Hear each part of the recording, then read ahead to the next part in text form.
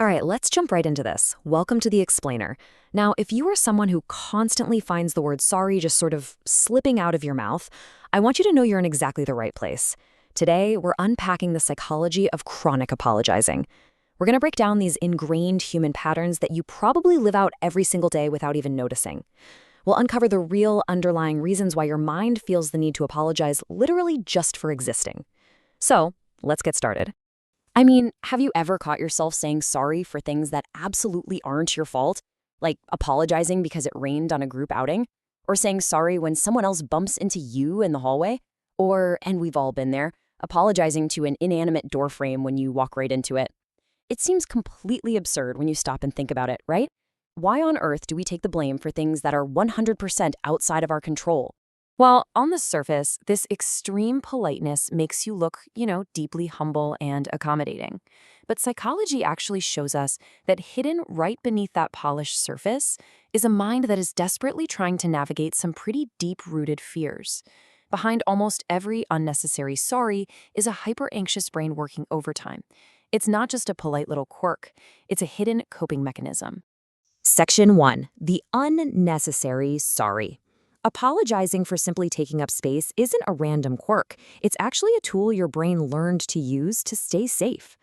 Which brings us to Section 2, the Fawn Response. Now, I want to take a moment to really look at this with some empathy, because many people who over-apologize grew up in environments where they were constantly criticized, or maybe they were treated as the problem child. If expressing your true self just didn't feel safe when you were young, well, your brain had to adapt. It learned to use apologies as a literal shield. You preemptively take the blame to de-escalate tension before it even starts. Disarming the perceived threat in the room is a brilliant, albeit totally exhausting survival tactic. In the psychology world, we actually have a formal name for this, the Fawn Response. It's a trauma response where a person tries to constantly please others to ensure they aren't ignored, dismissed, or criticized all over again. And knowing this gives some real clinical weight to what you might have just brushed off as a flaw in your personality. You aren't just being a pushover. You're fawning to ensure your own social and emotional safety based on your past experiences. And honestly, this leads to a deeply painful internal monologue that essentially says, I'm not that important. If your emotions were consistently ignored or maybe compared to others while you were growing up, your brain absorbed that false belief as fact.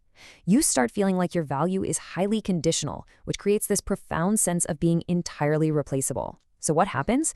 You end up overgiving and apologizing constantly just to earn your place in a relationship.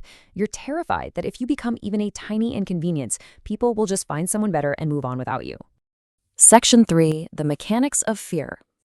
So we've talked about the past, but what is happening in your brain right now during real-time social interactions? Basically, you're dealing with hyperactive self-awareness. You are constantly processing social data that other people aren't even registering. Your brain is relentlessly scanning the room, constantly asking, okay, what does this mean next? You're noticing the tiniest, microscopic shifts in a person's tone or body language, things most people completely miss.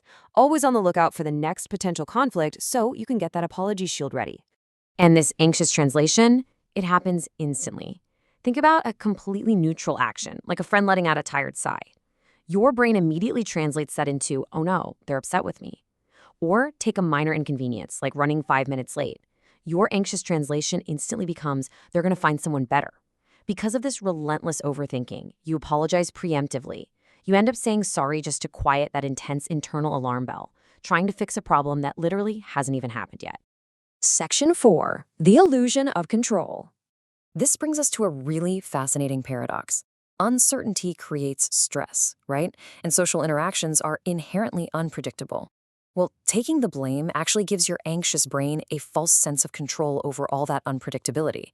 It magically turns chaos into something manageable. First, apologizing manages the fear of being seen clearly, because taking charge removes your excuses and puts you in a position where people can judge the real you. Second, it lets you hide behind possibilities.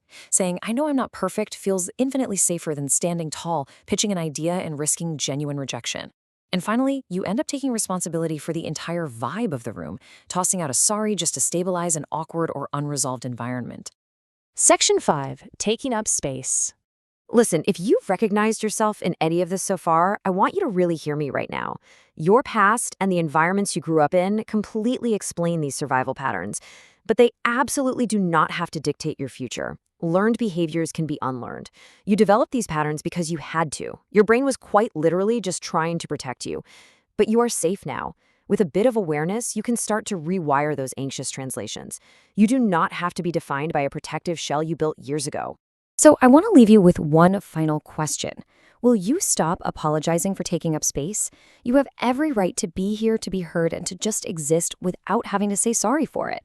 I challenge you to start unlearning this behavior today. The next time you go to apologize for the weather, stop, take a deep breath, and just exist. If this explainer helped you understand your own mind a little bit better, keep exploring these human patterns, because once you start understanding them, you start seeing yourself and everyone around you in a completely new, incredibly empowering way. If this made you think differently, hit like. Most people will forget this by tomorrow. Don't be one of them. Hit subscribe, and I'll make sure you don't. What do you think? Agree or disagree? Let me know below.